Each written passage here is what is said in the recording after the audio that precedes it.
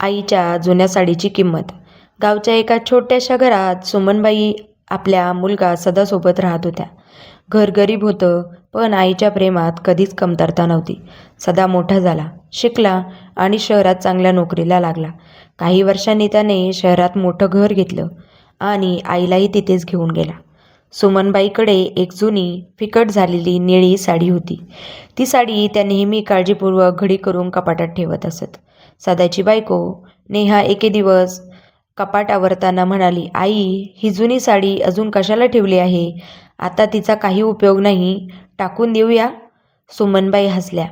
त्यांनी साडी हातात घेतली, तिच्यावरून अलगद हात फिरवला आणि फक्त एवढंच म्हणाल्या, "ही साडी जुनी आहे, पण माझ्यासाठी खूप मौल्यवान आहे." नेहाला ते समजलं नाही. काही दिवसांनी घरात साफसफाई सुरू झाली. नेहाने नकळत ती साडी जुन्या कपड्यांमध्ये टाकून दिली. सुमनबाईंनी कपाट उघडलं तेव्हा साडी दिसेना. त्या दिवसभर शोधू लागल्या. त्यांच्या डोळ्यात पाणी आलं. हे पाहून सदाला आश्चर्य वाटलं. तो म्हणाला, "आई, एका जुन्या साडीसाठी एवढं का रडताय? मी तुम्हाला 10 नवीन साड्या आणून देतो." सुमनबाईंनी डोळे पुसले आणि शांत आवाजात म्हणाल्या, "बाळा, ही साडी तुझ्या बाबांनी मला त्यांच्या पहिल्या पगारातून आणून दिली होती. त्या दिवशी आमच्या घरात पैसे नव्हते, पण त्यांच्या चेहऱ्यावर समाधान आजही मला आठवतंय. तू लहान असताना तुला ताप आला होता. तुला रात्रभर कुशीत घेऊन मी हीच साडी पांघरून बसले. तुझ्या शाळेच्या पहिल्या दिवशीही मी हीच साडी नेसली होती. ही फक्त साडी नाही, माझं संपूर्ण आयुष्य आहे."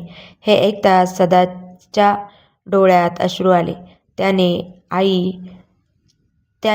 आणि नेहाने मिळून सगळी जुनी कपाटातली पोती शोधली. अनेक तासांनी ती निळी साडी त्यांना मिळाली. सुमनबाईंनी ती छातीशी धरली आणि त्यांच्या चेहऱ्यावर पुन्हा हास्य उमटलं. त्या दिवसानंतर नेहाचा दृष्टिकोन बदलला.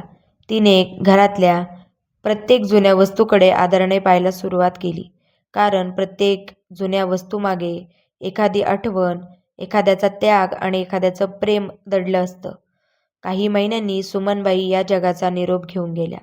त्यांच्या वस्तू आवरताना सदाला तिची निळी साडी पुन्हा दिसली. त्याने ती फेकली नाही, उलट एका सुंदर फ्रेममध्ये जपून ठेवली. पण फ्रेमखाली त्याने एक ओळ लिहिली, "काही वस्तूंची किंमत बाजारात ठरली जात नाही, त्या आईच्या आठवणीत ठरतात." त्या दिवसापासून जेव्हा जेव्हा सदा साडीसमोर उभा राहायचा, तेव्हा आईच्या मायेचा स्पर्श जाणवायचा.